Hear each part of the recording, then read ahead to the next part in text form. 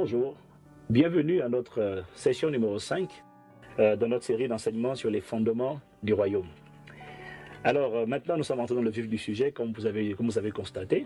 Et la session 4, nous avons abordé le premier point, nous avons dit que la Bible, on l'a dit, on le redit toujours, la Bible, et en fait je vais commencer à chaque fois avec ça pour que ce soit martelé et pour que vraiment nous soyons délivrés de la pensée religieuse ou philosophique.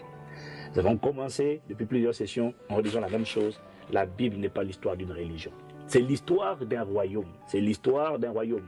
On a dit que royaume, ça veut dire gouvernement. En gros, c'est gouvernement. Royaume, règne, ou gouvernement, ou empire, ou domination, ou souveraineté.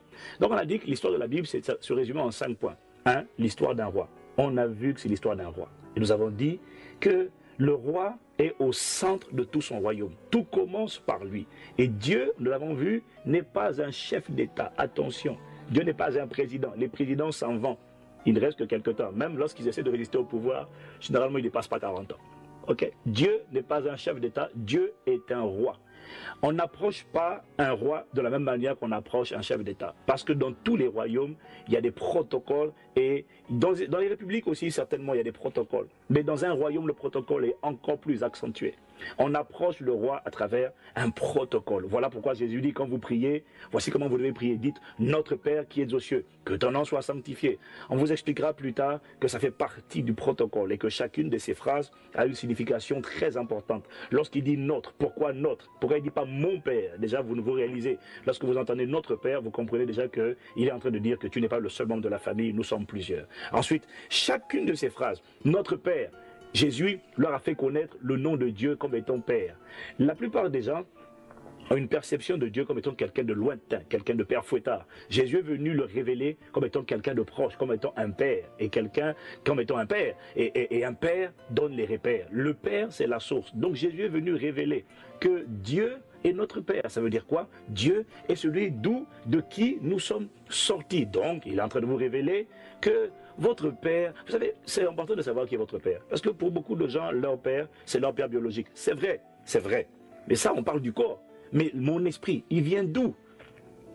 Il y en a qui remontent à leur ancêtre, il y en a qui remontent à leur couleur de peau et ils se disent, alors nous, le père de la République, c'était un tel, c'était le père de la nation, le fondateur. C'est vrai, le père veut dire fondateur, en fait, c'est ça, c'est vrai. Mais vous devez remonter au niveau suprême qui est Dieu. Ne vous arrêtez pas au mon père, c'est le Cro-Magnon, l'homme de l'Australopithèque, l'homme de Cro-Magnon. Mon ami, ici, c'est ça. Mais écoutez, lui, mangez l'herbe, vous allez la fumer. Vous comprenez? Oui, mangez l'herbe, vous allez fumer l'herbe, et puis vous dites, voilà, c'est mon papa. Non, il faut remonter à Dieu. Dieu est notre Père. C'est ce que Jésus est venu révéler. Et on a dit, étant donné que le Père donne les repères, et que la loi de la reproduction dit que chaque être se reproduit selon son espèce, il est important, avant de découvrir qui vous êtes, de savoir qui est Dieu.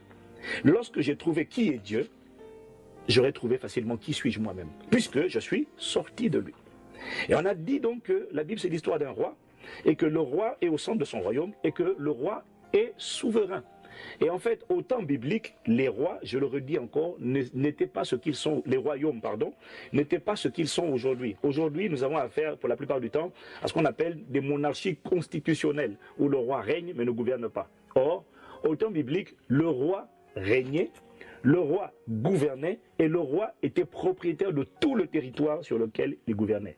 Ce qui veut dire que le roi était seigneur. Donc, quand vous vous approchez de Dieu, vous devez comprendre que Dieu est le roi, mais pas de la terre, le roi de tout l'univers. Il est le souverain et il est le propriétaire de tout l'univers. Tout lui appartient. Ça veut dire que quand vous comprenez ça, vous comprenez qu'en réalité, nous les êtres humains, même lorsque nous avons travaillé avec le fruit de notre labeur, quoi que ce soit, même lorsqu'on a produit quelque chose, vous réalisez que nous ne sommes que des intendants. Parce qu'en réalité, rien ne nous appartient. Le jour où vous l'oubliez, Dieu vous reprend juste le souffle de vie et vous voyez que vous n'êtes absolument rien. Vous êtes venu nu, vous êtes venu sur la terre nu, vous repartirez nu. Donc, la compréhension de qu'est-ce que c'est que l'histoire de la Bible, premier point, c'est l'histoire d'un roi me rend humble et me fait comprendre que j'existe pour son plaisir. Et je vous ai dit un point très important, c'est que celui qui règne imprime toujours sa nature. Voilà pourquoi, quand vous allez venir plus tard dans Genèse, à Genèse chapitre 1 au verset 26, vous allez vous rendre compte que Dieu dit, faisant l'homme à notre image. Il a mis son empreinte, son image, sa nature, son effigie. Dieu s'est gravé à l'intérieur de l'être humain. C'est ce qui s'est passé au début. On va revenir dessus plus tard. On a dit, donc au début, c'est l'histoire, premier point, c'est l'histoire d'un roi. C'est l'histoire d'un roi. Maintenant, nous allons aborder le deuxième point. La Bible, c'est l'histoire d'un royaume. Un ami pasteur m'a demandé une fois, il me demandait, parce qu'il m'entend beaucoup parler du royaume, alors il m'a demandé une fois, mais dis-moi un peu Ivan, c'est quoi le royaume? Puisque ce n'est pas la religion, et ce à quoi, je sais que maintenant vous dites Amen, Amen. Puisque ce n'est pas la religion, alors dis-moi un peu, c'est quoi le royaume? Et je lui ai dit, écoute, pour essayer de comprendre c'est quoi le royaume de Dieu, je te propose de sortir un peu des clichés religieux et répondre toi-même à la question. Qu'est-ce que c'est que toi, à ton avis, qu'est-ce que c'est qu'un royaume? Il m'a dit, bah, c'est un pays. J'ai dit, oui, bravo. Et j'ai dit, deuxièmement, c'est quoi? Il me dit, bah, c'est un système de gouvernement. J'ai dit, mais voilà, félicitations, tu as tout trouvé. Et voilà, un royaume, je vous ai dit, la Bible, c'est l'histoire d'un royaume. Alors, qu'est-ce que c'est qu'un royaume? Un royaume, c'est deux choses. Premièrement, c'est un système de gouvernement. Deuxièmement, c'est un pays. C'est tout. Ce n'est pas une religion. Alors, premièrement, la Bible, c'est l'histoire d'un royaume. Et je vous l'ai dit, le mot royaume vient du mot grec mamlaka, qui veut dire, le grec basileia, basileia, c'est de là que vient basilique, et de l'hébreu mamlaka. Et je vous ai dit que le mot royaume veut dire gouvernement, empire, régime, domination, souveraineté. Amen. C'est la première définition d'un royaume.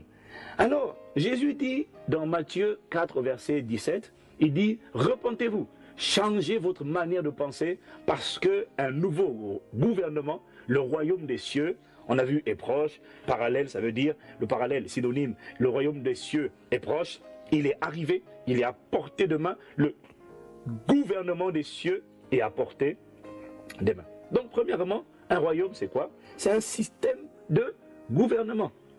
Si Jésus avait dit, la République des cieux est arrivée, la plupart des gens auraient mieux compris de quoi il parlait. Le problème, c'est qu'au temps de Jésus, la République n'existait pas. La terre ne comportait que des régimes appelés des royaumes, des types de systèmes de gouvernement appelés royaumes. Le concept de République n'a en moyenne qu'autour de 150 ans d'existence. Et sachez une chose, le système de gouvernement qui prévaudra pour l'éternité ne sera pas, hélas, une république, ça sera un royaume, c'est-à-dire avec au centre de tout, Dieu, sa majesté, le roi. Rassurez-vous, nous, vous et nous serons à ses côtés et nous régnerons sur la terre au siècle des siècles. Alors, comme je disais à la session précédente, nous avons souvent du mal à comprendre ces notions, cette notion du royaume comme système de gouvernement, parce que pour la plupart d'entre nous, nous avons grandi dans ce qu'on appelle des républiques. Et vous devez comprendre que lorsqu'on parle de royaume, on parle d'un système de gouvernement qui est, pas à l'opposé, mais il y a différents types de systèmes de gouvernement. Les deux systèmes de gouvernement dominants aujourd'hui sur la Terre, ce sont les républiques, les royaumes. On parle du royaume d'Espagne, royaume du Maroc, royaume du Danemark, royaume uni de Grande-Bretagne. On parle de la République, et puis on parle ensuite des républiques. Est-ce que vous me comprenez? Mais comprenez-moi bien, il y a une différence entre la République et le royaume. Si Jésus avait dit la République des cieux, d'ailleurs j'ai lu un livre récemment, j'ai pas lu, j'ai vu la couverture, j'ai pas lu, j'ai même pas osé lire, parce que le titre même c'était la République de Dieu. J'ai dit, lui déjà il n'a rien compris. Dieu n'a pas de république. Ça, c'est encore des démocrates avec leur pensée démocratique qui veulent obliger Dieu à avoir une république parce qu'ils ont envie d'exprimer leur point de vue. Rappelez-vous, dans un royaume, tu n'as pas de point de vue. Alors, je vais vous donner à exprimer. Je vais vous donner une différence entre un royaume et une république pour que vous compreniez mieux la différence entre les deux. Je vais vous donner des exemples. Différence entre république donc et royaume.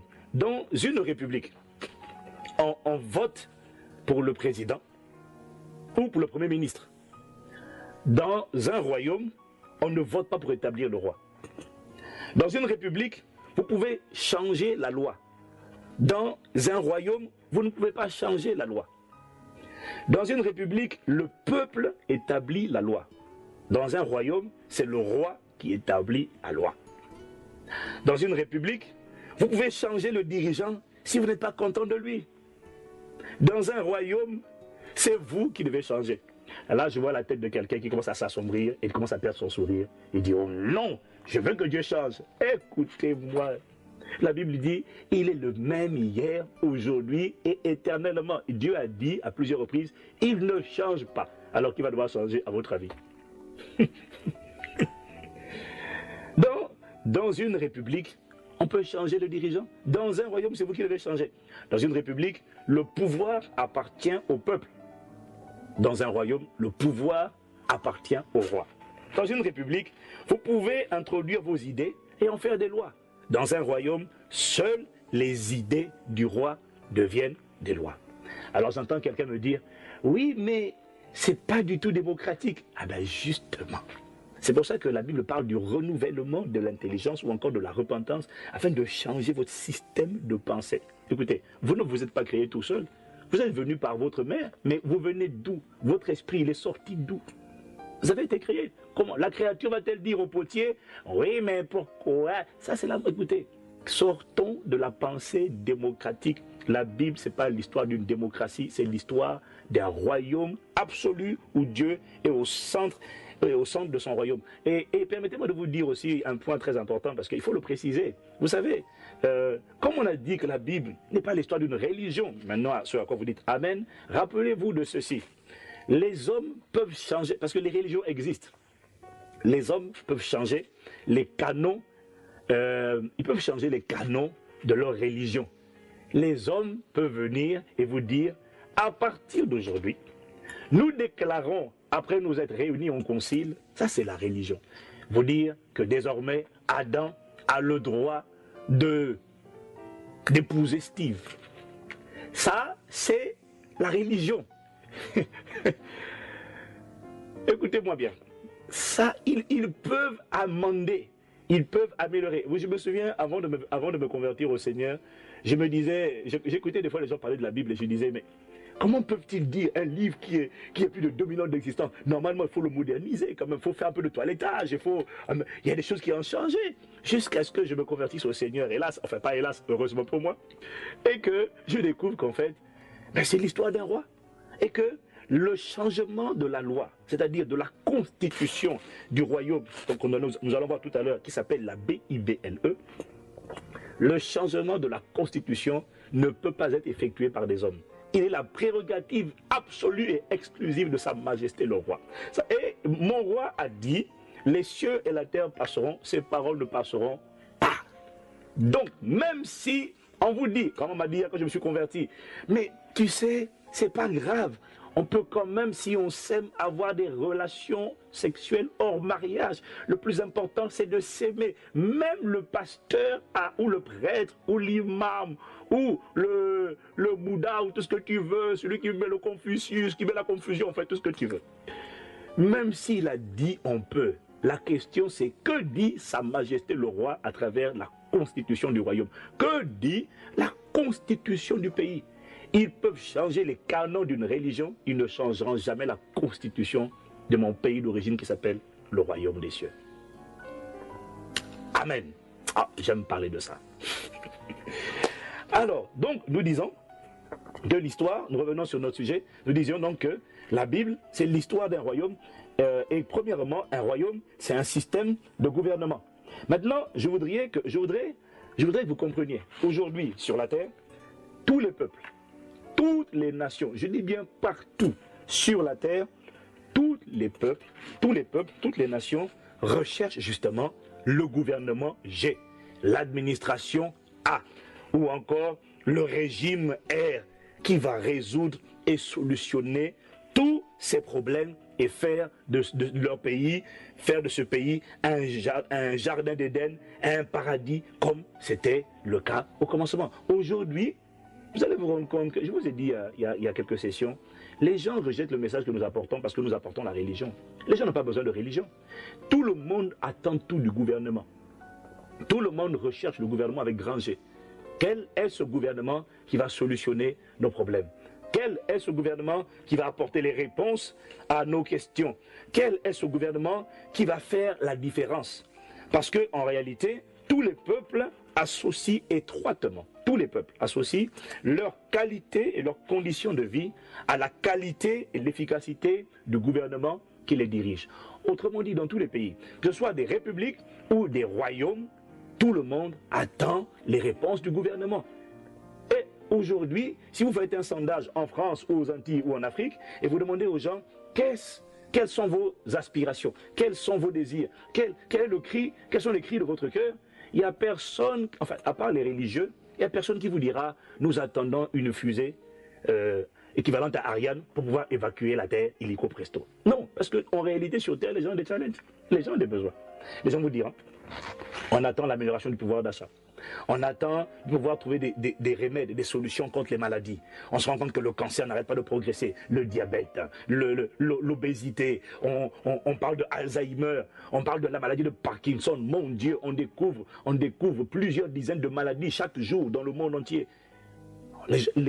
Ça, ce sont des problématiques concrètes que les gens ont. Ils vous diront, on veut l'augmentation du pouvoir d'achat. Ils vous diront, on pense aux retraites, on pense à l'éducation pour nos enfants. Les gens attendent tout du gouvernement. Tout. Qu'est-ce que je suis en train de vous dire? Je répète, les peuples associent leur qualité et leurs conditions de vie à la qualité et à l'efficacité du gouvernement qui les dirige. Et tous les gouvernements dans tous les pays, normalement, existent pour trois buts ultimes, trois idéaux.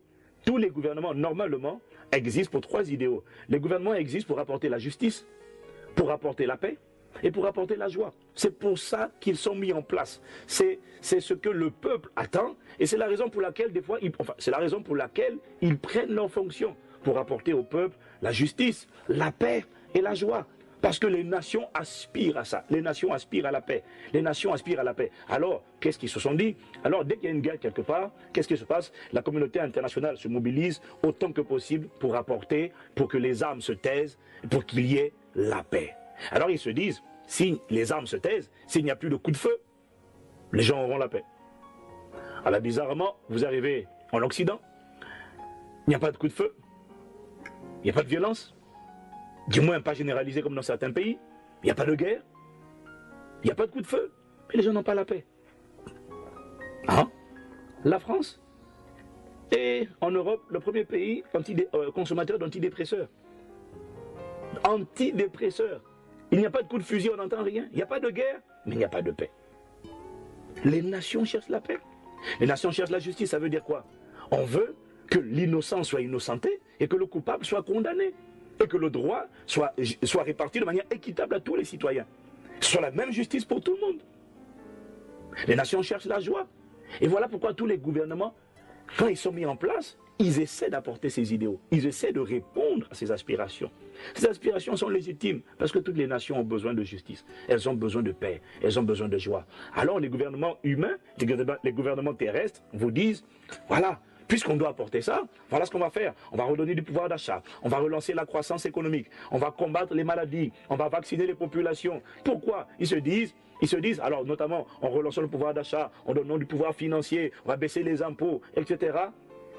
On va faire ça pourquoi? Pour que les gens aient la joie. En fait, l'objectif derrière, c'est donner aux gens la joie, qu'ils aient la joie. Le problème, c'est que comment voulez-vous qu'un gouvernement, si bien soit-il, voilà, vous voyez, c'est la raison pour laquelle dans les pays où il y a des élections, à chaque période d'élection, vous allez vous rendre compte qu'il y a toujours un regain d'espoir, un regain d'enthousiasme. Les populations relèvent la tête, espèrent, disent « enfin, on va changer de gouvernement ». Pourquoi? Ils disent qu'on va changer de religion. Les réponses ne viennent pas des religions. Les réponses aux problèmes concrets du quotidien viennent des gouvernements. Voilà pourquoi on ne demande pas à la religion de faire quelque chose. On demande toujours au gouvernement de faire quelque chose. Et alors, regardez récemment aux États-Unis, le président Obama a été élu. C'était la ferveur, c'était l'alliance populaire. Ah, enfin, l'espoir renaît. Et puis au bout d'1 an, au bout de quelques temps, l'espoir commence à disparaître, à se dissiper. Pourquoi? Parce que les nations se rendent compte au final qu'il n'y a aucun gouvernement qui arrive vraiment à résoudre les problèmes, à dompter les maladies, à briser le cycle, le joug de la pauvreté, à assurer l'éducation de nos enfants, à donner confiance dans le peuple, estime personnelle, à gonfler mon estime personnelle, à me donner confiance en l'avenir. Il n'y a aucun gouvernement. Mais pourquoi il n'y en a aucun? Mais simple, parce qu'on ne peut donner que ce qu'on a. Comment voulez-vous que le gouvernement du pays où vous êtes vous donne ce qu'il n'a pas créé? Ce n'est pas lui qui a créé la joie, il n'a pas créé la paix, il n'a pas créé la justice. Ce sont des idéaux qu'il veut transmettre aux hommes. Ils ne les ont pas inventés. Mais là, j'ai une bonne nouvelle pour vous. Voyez? Et donc, voyez, les gens dehors, ils ont ça. Ce sont leurs aspirations. Si on comprend ça, on comprend que les gens ont des challenges, permettez-moi l'expression. Les gens ont des défis. Ils veulent des solutions. Mais là, moi, j'ai une bonne nouvelle à vous donner. C'est que la Bible dit que le Romains chapitre 14 au verset 17. La Bible dit, lisez avec moi, car le royaume de Dieu, c'est non pas le manger ni le boire, mais la justice, la paix et la joie par le Saint-Esprit. La version du Semeur dit, c'est car le règne de Dieu ne consiste pas à réglementer le manger et le boire, mais par l'Esprit Saint à nous rendre justes et à nous donner la paix et la joie. J'ai une bonne nouvelle pour vous. Vous vous dites, je veux la paix. Vous savez, je vous dis, les gens cherchent le royaume de Dieu. Ici, dans l'épître aux Romains, Paul dit, c'est le seul royaume, ou encore le seul gouvernement capable d'apporter la justice, la paix et la joie. Où? À l'intérieur de vous, par le Saint-Esprit. C'est le seul gouvernement. Voilà pourquoi Jésus dit, demande ce gouvernement à l'intérieur de toi. C'est le seul à être capable d'écraser la maladie. C'est le seul à être capable de foutre, de fiche les esprits mauvais dehors. C'est le seul à être capable de briser le joug de la pauvreté. Et je vous expliquerai comment il le fait. Jésus ne prend pas les gens pour les laisser comme ils sont, c'est pas vrai. Il transforme leur manière de penser. Et lorsqu'il arrive dans la barque, mon ami, vous ne pouvez pas rester pauvre lorsque vous développez la culture et la mentalité du royaume des cieux. C'est plus possible. Vous ne pouvez pas rester toujours vaincu, opprimé, comprimé, déprimé, supprimé. Non! Quelque chose se passe lorsque ce gouvernement vient à l'intérieur de vous. C'est de ça qu'il s'agit. C'est de ça qu'il s'agit. Alors Paul dit, le seul gouvernement capable de répondre à vos aspirations. Vous avez le droit d'être enthousiaste. Vous avez le droit d'être enthousiaste lorsqu'un nouveau chef de l'État ou lorsqu'un nouveau ministre, un premier ministre est élu. Mais laissez-moi vous dire une chose. Dans peu de temps, vous allez constater les limitations humaines. Parce que malgré la bonne volonté de tous ces dirigeants, ils ne peuvent donner que ce qu'ils ont. Et ils n'ont pas la paix, ils n'ont pas la joie, ils n'ont pas la justice, ils n'ont pas l'amour, ils n'ont pas. La Bible dit, le seul gouvernement qui est capable de le faire, c'est le royaume de Dieu. Ou encore, c'est le gouvernement de Dieu. Ou encore, c'est l'empire de Dieu. Mais établi où? À l'intérieur de vous. C'est là qu'il commence. Et quand il commence à l'intérieur, il transforme votre manière de penser. Il fortifie votre homme intérieur. Il fait de vous une autre personne. Vous allez vous rendre compte que la paix, la joie, la justice naîtront de l'intérieur. C'est de ça qu'il s'agit en premier. Donc, qu'est-ce que c'est qu'un royaume? Premièrement, un royaume, c'est un système de gouvernement. Ce n'est pas une république. Bénissons Dieu, parce que le fait d'être dans une république aujourd'hui nous ont permis d'expérimenter la démocratie, et très franchement, heureusement, parce que la plupart des hommes, l'homme, la Bible dit, le monde entier est sous la puissance du malin. L'homme ne peut donner que ce qu'il a. L'homme lui-même, il est colonisé, il est gangréné, il est oppressé par un royaume qu'on appelle le royaume des ténèbres. Et si on les avait laissés, on avait laissé les monarchies telles qu'elles étaient, elles auraient continué d'opprimer et de tyranniser le peuple. Je crois que c'est la raison pour laquelle Dieu a permis que dans l'histoire de l'humanité s'ouvre la parenthèse de la démocratie, mais rassurez-vous, on ne restera pas la démocratie. Lorsque Christ reviendra pour établir son royaume sur la terre, il ne s'agira pas d'une démocratie. Vous n'aurez pas le droit de dire, Seigneur, à partir d'aujourd'hui, peut-on changer? Je ne suis pas d'accord. Dieu vous dira, tu n'es pas d'accord, tu changes de position, tu vas en enfer si tu veux. Je ne t'accompagnerai pas. Et Castalou non plus. La Bible, c'est l'histoire d'un royaume. Et je dis, un royaume, c'est un système de gouvernement. Le deuxième point que nous allons voir, c'est que la Bible, toujours dans le deuxième point, excusez-moi, toujours dans le deuxième point, je vous ai dit, c'est l'histoire d'un royaume. L'histoire d'un royaume. Un royaume, c'est un système de gouvernement, mais un royaume, c'est un pays. Un royaume, ce n'est pas une religion. Lorsque je vous parle du royaume du Maroc, royaume d'Espagne, dites-moi, vous pensez à une religion? Alors pourquoi lorsqu'on vous dit le royaume des cieux est arrivé, pourquoi vous pensez à une religion? Mais d'où vient là? Mais Jésus n'a pas parlé de religion. Un royaume est un pays. C'est la deuxième définition. Sauf que c'est un pays, on appelle le royaume des cieux. Je vais vous expliquer la différence entre le royaume des cieux et le royaume de Dieu. Mais le royaume des cieux est un pays. Jésus dit, repentez-vous, changez votre manière de penser. Pourquoi? Car le royaume des cieux est arrivé. Si je vous disais, la république des cieux est arrivée. Ou alors si je vous disais, la république de Chine est arrivée en France. À quoi penseriez-vous? À une religion? Non. Vous penseriez à un pays. Et si je vous disais qu'un pays nouveau est arrivé dans ce pays, vous allez penser à deux choses. Vous allez penser premièrement, ça veut dire qu'ils ont établi une ambassade. Ça veut dire qu'ils ont établi une ambassade, c'est-à-dire une représentation diplomatique de ce pays étranger ici. Vous penseriez à ça? Et si je vous disais, deuxièmement, la République de Chine, si je vous dis, la République de Chine est arrivée en France, vous penseriez deuxièmement, ça veut dire qu'il doit certainement y avoir ici en France désormais une communauté d'individus insérés mais non intégrés qui manifestent totalement la culture de la Chine ici en France. Sortez de la religion, vous allez voir que ce message est simple. Alors, un royaume est un pays. Royaume d'Espagne, Royaume-Uni, de Grande-Bretagne, c'est un pays. Le royaume des cieux. Alors vous devez savoir qu'il y a 3 cieux. Il y a 3 cieux. Premier ciel, c'est ce qu'on appelle l'atmosphère. C'est ce que vous voyez lorsque vous regardez. L'atmosphère. Le deuxième ciel, c'est l'espace. Le troisième ciel, c'est maintenant la demeure de Dieu. En fait, lorsque je dis que le royaume des cieux est un pays, en fait, il faut que je sois plus précis. Parce qu'en réalité, ce n'est pas un pays. En fait, c'est un territoire ou un domaine. C'est une juridiction. Parce qu'en réalité, quelqu'un pourrait me dire, ouais, mais c'est un pays, mais la Terre est une planète, donc la Terre est plus grande que le royaume des cieux. Non, c'est pas ça. La Terre, à l'échelle de l'univers, quand on sort de la Terre et qu'on se met dans l'espace, la Terre ressemble à une petite boule. De rien du tout. D'accord? Donc, en fait, de l'espace, on ne parle pas des Français ou des Américains, on parle des terriens. Vous me comprenez? On parle des terriens. Le royaume des cieux, on dit les cieux, il y a 3 cieux, je répète.